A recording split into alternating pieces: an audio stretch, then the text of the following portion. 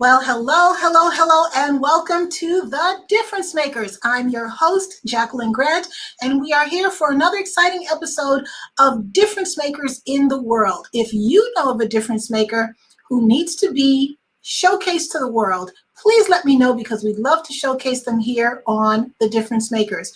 We focus in on those who have entrepreneurial journeys. We focus on those who have career goals that they are achieving on a day-to-day basis. And more importantly, from either aspect, they are making a difference in the lives of others, where they are touching the lives of others, helping them to grow, succeed, and make a difference in the world.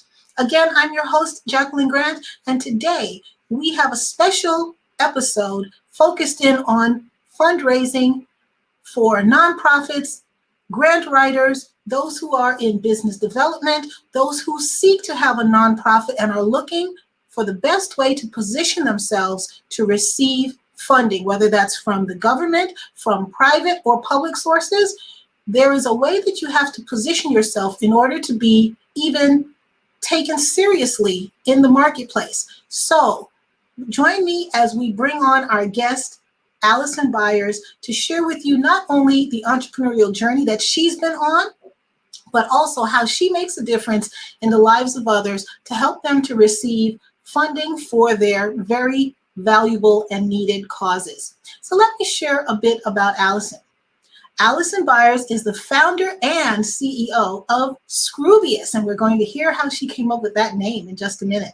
But she is also an MBA with 15 years of experience building and leading data-driven startups, and she focuses on utilizing data to understand human behavior. And she has done everything from management consulting to advising Google on marketing and strategy. And she's also co-running a medical device company where she has raised nearly $10 million. Her model for building a clear and concise investor-ready pitch deck has been published in Business Insider, and she is a frequent pitch advisor, mentor, and speaker. She is now committed to helping underserved founders get in front of and get funding from the right investors with the right message. So right now, I'd like to bring to the virtual stage, Allison Byers. Welcome, Allison. Hi, thanks for having me on. It was great to have you here. We are so looking forward to hearing what you have to share with us about getting funding.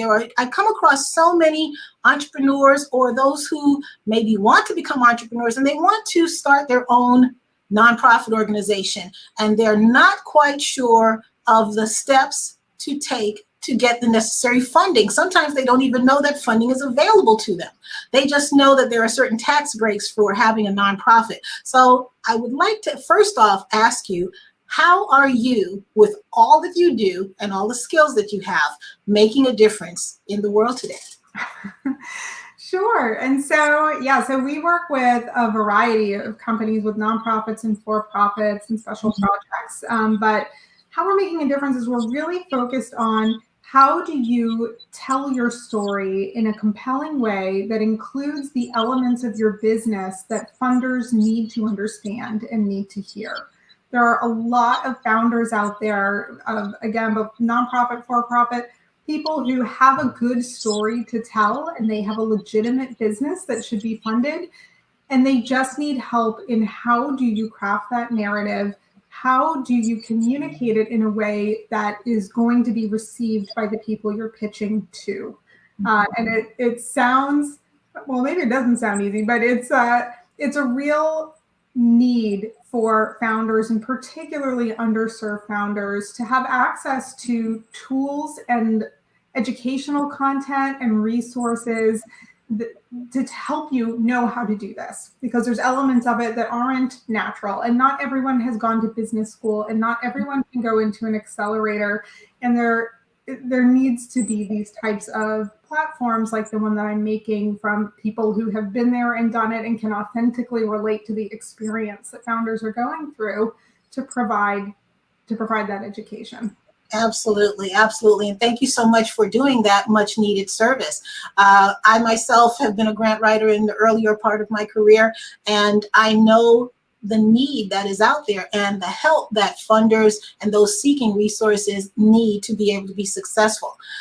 One thing that I found, and when we talked earlier, you agreed that for-profit and nonprofit are not that far apart. They have certain synergies that they share. Would you talk about that a bit to help our nonprofit audience understand that they are a business and they can benefit from some perspectives of the for-profit world, and likewise, the for-profit world can benefit from some of the strategies that nonprofits use?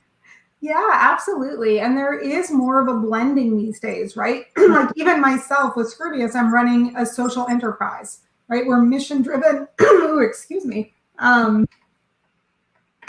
We're mission driven and we have a real purpose to help these underserved communities and underserved founders, but we're a for-profit company and there are a number of reasons why I went that route versus a nonprofit route.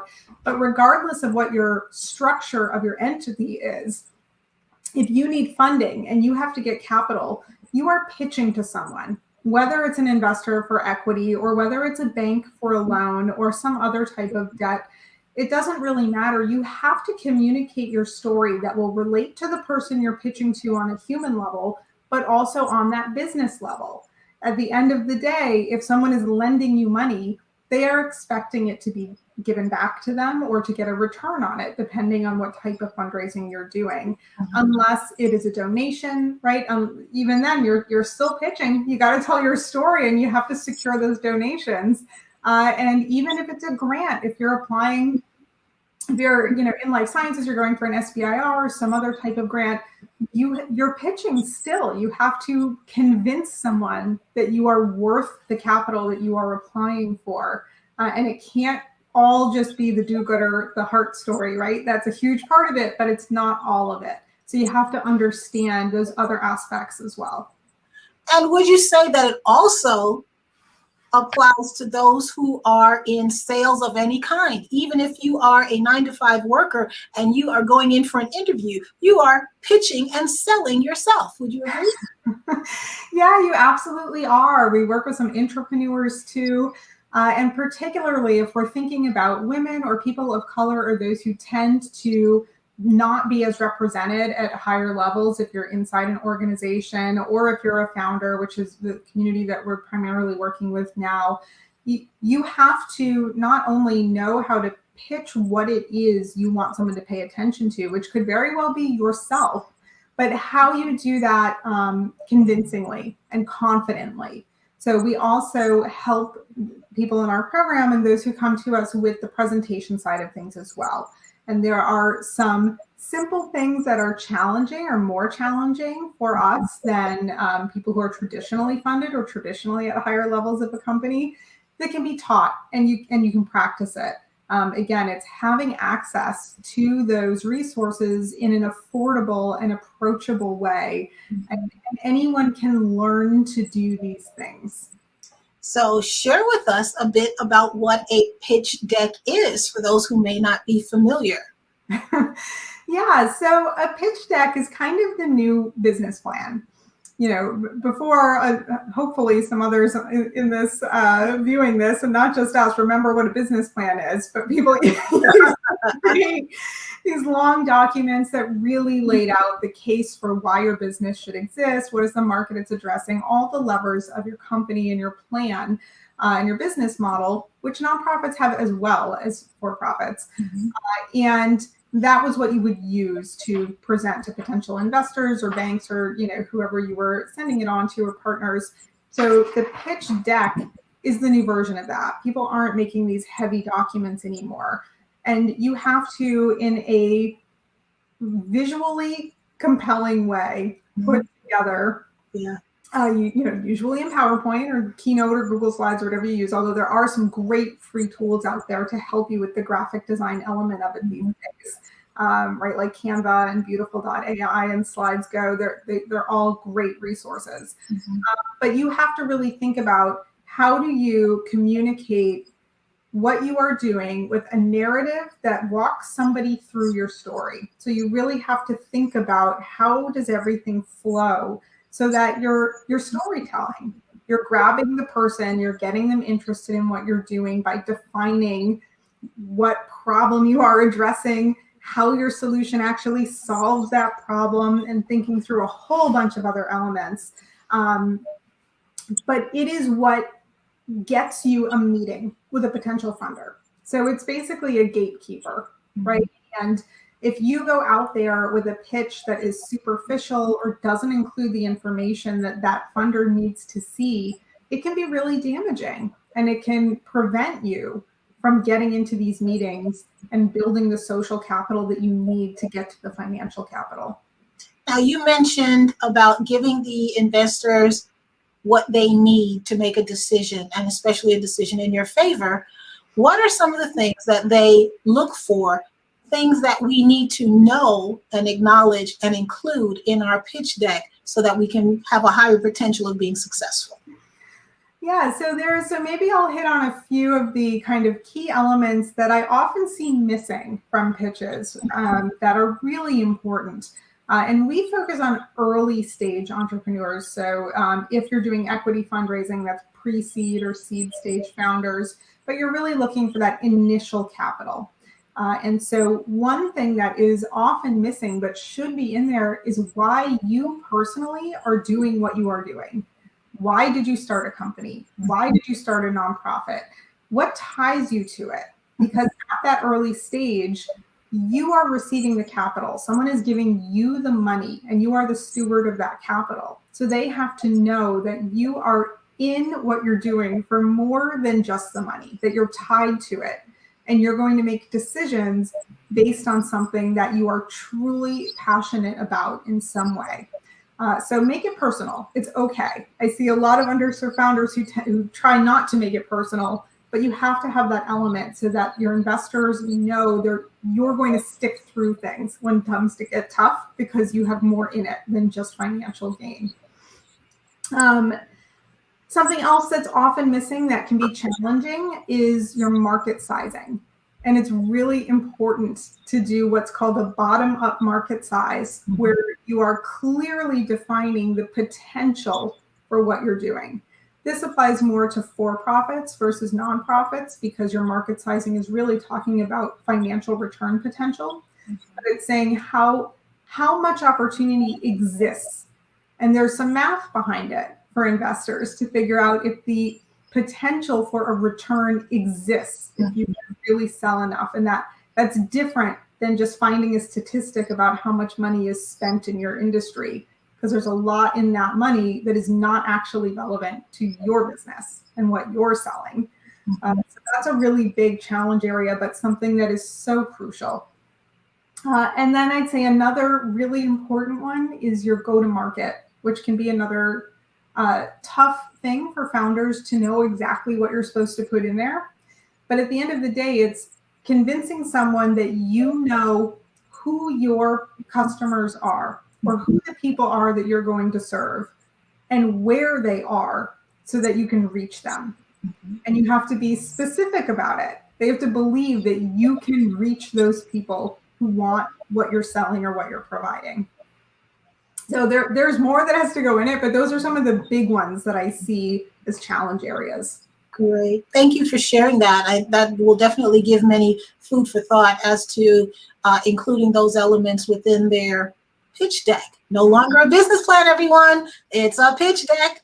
And so that is what is expected in the marketplace, whoever you're approaching. They're not expecting that 50-page document with all the numbers. Numbers are good, but not in the usual format of a traditional business plan. So we've talked about the pitch deck for a minute. Tell us about mindset. How important is mindset and being ready to pitch your pitch deck?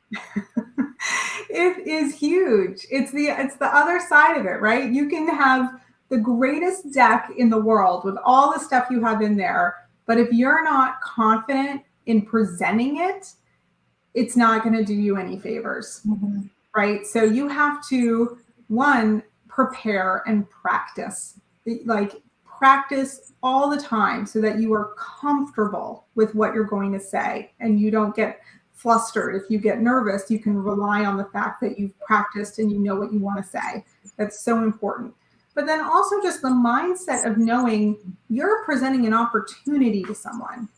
I think, when you're pitching, you're asking somebody to do something for you. And if you're asking for money, a lot of us are very uncomfortable with that to begin with, right? And we already are in a position of less power in our minds because we're asking someone to give us money, give us something we need. But flip your mindset a little bit and recognize that you're presenting an opportunity to someone and you are helping them achieve their goals, right? If you're pitching to an investor, they are looking for opportunities to invest in that will give them a return. If you're pitching to a sponsor and you have this great opportunity that's going to meet their constituents' needs, you're fulfilling something that they want to give to somebody else, you're offering that. And that's a position of power. And lucky for that other party that they get to hear what you're offering. Yes, look at it from the standpoint, they are lucky to be in front of you. It's not just you being lucky to be in front of them. I often advise my coaching clients, especially as it relates to job coaching and interviewing skills, to get rid of the butterflies or the nerves by looking at it from the standpoint that they are not just interviewing you, but you're interviewing them as well to see if it's a fit. And sometimes that just takes the nerves down just a bit. But we are talking with our guest, Allison Byers, about pitch deck, and that's how it is seen now as the new business plan, no longer the old 2-inch thick document anymore. No binders. No binders anymore. No multiple copies. Now, when I did grants, you had to provide multiple copies printed out, so no longer doing that. But on previous episodes of The Difference Makers, we talked about presence, and we talked about mindset, and we've talked about colors and dressing for success and communicating through your visual style as well. When you are actually doing your pitch, whether it's in person or virtually, what do you say about presence and having that confidence to relay the information of your pitch deck as it relates to your overall look? What do the grant makers or the funders, what do they look for beyond just the data? Yeah, so they want to see confidence. That is a huge one, right? Again, they're trusting you with your decision making. And part of why I started what I'm doing now is there are so many founders out there whose businesses are just dying on the vine because of these systemic blockers to capital and resources. And part of the blocker is this pattern matching element, but sometimes you can use it to your advantage. And having that confidence is a really big part of it. So there are things like your posture and your stance, right? Don't slouch and don't kind of have a weird, don't know what to do with your arms. We're humans, right? Investors are humans. People who have lots of money are humans, and so are you, right? Our brains work the same. And so there are ways that you can hold yourself that another human's brain will perceive as you are confident and able to do what you say you're going to do. Mm-hmm. What are those secret things? What are those things out there? So posture is one. Eye contact is a huge one. There are so many studies about the power of eye contact. And there are studies that came out during COVID and even before, because everything had to be remote, that shows if you look directly in your camera, which I've trained myself to do most of the time, the person on the other end perceives it the same way they do in-person eye contact.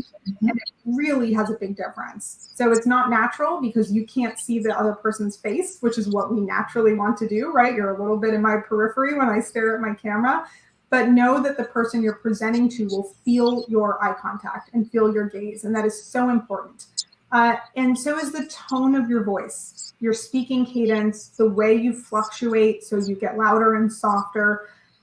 Be in command of what you say. Short, direct statements. Get rid of your filler words. We tend to do those things when we're nervous.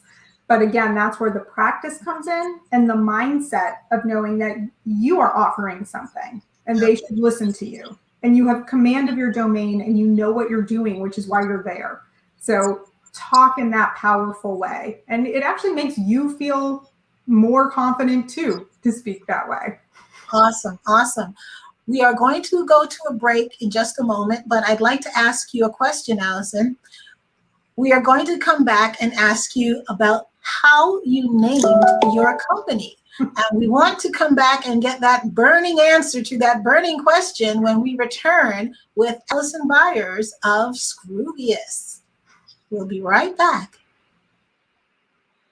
And so we are here with the Difference Makers on a break. And I want you to know that if you know of a person who is looking for funding, either to start a nonprofit, start a new venture, start any type of investment opportunity that needs capital, please contact Allison Byers, because she will give you the inside scoop as to how to present yourself and your information to position yourself in the best way possible to be able to do your pitch deck. No longer a business plan, to do your pitch deck. But I want to share something else with you. Once you receive that funding, or as you are putting together all the different facets of your now not business plan, but your pitch deck, how are you going to connect with the people that you need to be surrounded with? Because your zone of genius is the wheel of your business, but you need spokes within that wheel. You need other people who have other areas of expertise that is not your own. How do you do that? It's through LinkedIn. How do I know Allison? It's through LinkedIn. We were connected by yet another one of my LinkedIn connections because they thought that we would make a good connection. And here it is. I'm bringing Allison to my community and sharing her with you. Why do I bring that up? LinkedIn is the way to be able to be in touch with the people that you could likely never meet in person, people that you might never meet through your usual day-to-day engagements. So if you are struggling using LinkedIn, or you know that you're not using it as efficiently and effectively as possible for your business type, or if you are a corporate worker, 9-to-5 worker, and you are looking for that next raise, promotion, new point of contact, getting in contact with that decision maker, contact me and I will be able to help you with a free LinkedIn profile audit and to be able to help you to utilize LinkedIn more efficiently and more effectively so that you can be in contact with those who want and need what you have to offer, whether that is as an employee or as a business owner. So let's get back to our show and get the answer to that burning question from our guest, Allison Byers. Welcome back, Allison. So how did you come up with the name Scroobius? Yeah, I know. People ask me this all the time, and I know it's not the easiest name. I knew that when I picked it. But it has a fun story, and it's memorable. Okay. Story sell. They do, and they stick with people. But when you start a new company today, the first thing you have to do is see what domain is available, right? Like that's another concern. Back when you did the business plans, that wasn't such a big concern. Now you have to see. So I was formulating all these things I could think of that had to do with capital and network and access and pitching, and nothing's available, right? So I went, okay, I have to think about this differently. And there was a poet that I like named Edward Lear. He's an 18th century poet. People don't really know his name, but they know him because he wrote famous children's poetry. So he wrote The Owl and the Pussycat, and There Once Was a Man from Nantucket, those kind of poems, which started as children's poetry. And he has a poem called The Scroobius Pip. It's a 2-page poem, and it's all about this creature, the Scroobius Pip, that enters the animal kingdom. And it's a little bit of every single type of animal. And the whole poem are all the animals in their groups and their classifications saying, what are you? Which of us are you? Are you an insect? Are you a fish? What are you? And it just keeps saying, I'm the Scroobius Pip. I am what I am. And at the end of the poem, it's a celebration. And everyone just celebrates that it is what it is, and it's unique, and it's a happy occasion. And for me, I thought, that's how it should be. That's what I want. If you're unique, you don't pattern match, You're different. You should be celebrated. That's an opportunity, and that's a differentiator, and it should be happy. You shouldn't be penalized for that. And Scroobius.com was available. So that's the name. Awesome story, awesome journey. And with that, I'd love to have you close out on 2 points. Number one, who does Scroobius serve? Because on your LinkedIn profile, you have a very descriptive sentence on who you serve, so that those in our audience, or those you may know in the audience that knows someone else, how can they raise their hand and say, oh, that's me, and I need to get in contact with Allison? Yeah, so we're a startup too, right? I started my company right before COVID hit, which was a whole other story in itself. But we serve startup founders who are thinking about or actively raising a pre-seed or seed stage round. We work with nonprofits too, but in that fundraising capacity right now, who are looking for help in how they structure their narrative and how they create that investor-ready pitch that will get them in the door and get them the meetings in a compelling way. We also work with early stage investors who are looking to diversify how they source and intentionally invest their capital in the underserved founders that we focus on. Mm-hmm. So last but not least, our closing question to you, Allison, is, drum roll please, how can our audience get in contact with you if they'd like to know more? Yeah, absolutely. So if you go to Scroobius.com, there's lots of information there, lots of content, and you can get in touch with me there. I'm also really active on Twitter and LinkedIn. You can find me on LinkedIn, just like we connected. On Twitter, I'm at AP Byers, Byers, and I always love hearing from people, and I always help if I can. Great. And Allison is a great contact. If you have questions, even if you aren't ready to write that pitch deck yet, she can give you guidance on all the preparation, all the other pre-stages that you may need to go through to be able to be right where you need to be, to get what you need to get, do what you need to do, and serve whom you need to serve. So I would like to thank Allison Byers from Scroobius for being here with us on The Difference Makers. Thank you so much, Allison. Thanks for having me. This was fun. It was great. Thank you so much.